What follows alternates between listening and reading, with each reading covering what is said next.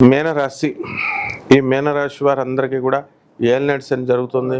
మన ఛానల్ ప్రేక్షకులందరికీ కూడా శ్రీ విశ్వావసునామ సంవత్సరం 2025 సంవత్సరానికి కానీ ప్రొఫెసర్ డాక్టర్ మనుగుడి సత్యనారాయణమూర్తి నేను మీకు ఈ యొక్క సంవత్సర రాశి ఫలితాలు చెప్తున్నాను. ఈ మీనరాశి వారికి అందరికీ కూడా ఏలినాటి శని ఉంది కాబట్టి గట్టిగా పట్టుకుంది, మిమ్మల్ని దంచి పడేస్తుంది. కాబట్టి మంగమ్మ శబ్దంలో మన బాలకృష్ణ దంచవే మేనత్త కూతురు అన్నట్టు దంచేస్తుంది. కాబట్టి జాగ్రత్తగా చేసుకోండి. మీరు ఈ యొక్క బంధువులు, మిత్రులు వీళ్ళందరూ కూడా మీకు ఏకమైపోతారు. మీరు అనుకున్నవన్నీ సక్సెస్ అయిపోతాయి. అండ్ మీ భార్య పట్ల మనకి అవమానాలు, అనుమానాలు, లేకపోతే ఆరోగ్యపరంగా ఇబ్బందులు అనేటటువంటివి మీరు చేస్తుంటారు. ఎందుకంటే సప్తమంలో కేతు భార్య యొక్క ఆరోగ్యాన్ని మనకి ఇచ్చేస్తుంది అని అర్థం.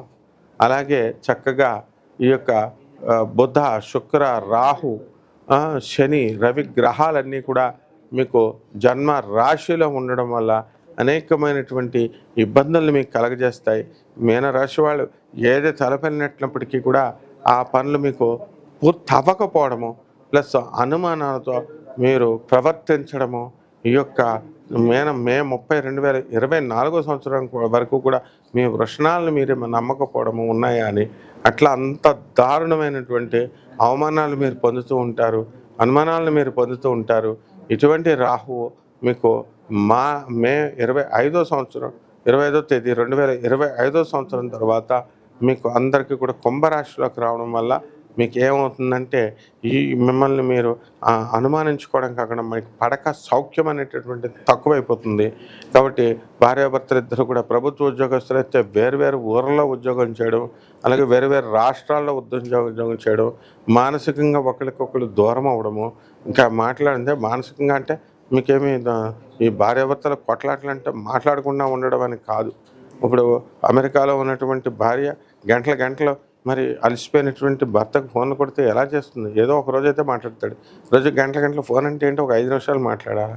కాబట్టి ఈ విధమైనటువంటి చిన్న సమస్యలతో మీ భార్యాభర్తల మధ్య అవరోధాలు కలుగుతాయి. ల్యాండ్స్ అనేటటువంటి ఈ మేన్ రాశి వాళ్ళకి అందరికీ కూడా గురుబలం చాలా తక్కువైపోయింది. కాబట్టి ఈ యొక్క ప్రైవేట్గా మీరు చిట్టుపాట్ల వ్యాపారాలు చేస్తున్నటువంటి వాళ్ళంతా కూడా మరి చాలా జాగ్రత్తగా ఇబ్బందులు పడతారు. బాగా చూసుకొని మీరంతా కూడా ఇవ్వండి, అనుకున్నవన్నీ కూడా సాధించుకోండి. ఈ అమ్మాయిలకు సంబంధించినటువంటి గొడవల్లో మీరు వెళ్ళకండి, మీరు భగ్నమైపోతారు, జీవితం నాశనం అయిపోతుంది. కాబట్టి మహిళలంతా కూడా బ్రహ్మాండంగా ఉంటారు ఈ యొక్క మీనరాశి వాళ్ళు. అయితే ఏదో ఒక విధమైనటువంటి శాంతి, ఏదో ఒక విధమైనటువంటి నిరాశ, నిస్పృహ అనేటటువంటి ఈ యొక్క మీనరాశి వాళ్ళకి కలుగుతాయి. కాబట్టి పరిహారాల దగ్గరికి వచ్చేసరికి ఏలినాటి శని జరుగుతుంది కాబట్టి శని జపం చేసుకోండి, శని స్తోత్రాలు చదువుకోండి, శనికి కిలోంపావు నల్ల నువ్వులు, నల్లని వస్త్రాలు ఇచ్చి పేద బ్రాహ్మణులకి శనివారం నాడు ఉదయం 8 గంటలకి చేసుకోండి, దానం చేసుకోండి. అలాగే దశమహావిద్యల్లో ఒకటైనటువంటి మహాకాళి అమ్మవారిని 8 సంవత్సరాలు లేదా 8 సార్లు ఏదో ఒక టర్మ్ పెట్టుకొని 8 అనేటటువంటిది మీరు ఉదయం 8 గంటలకి మీ యొక్క శత్రువు ఇంట్లో పూజ చేయించుకోండి. బ్రహ్మాండంగా ఉంటుంది. శుభమస్తు.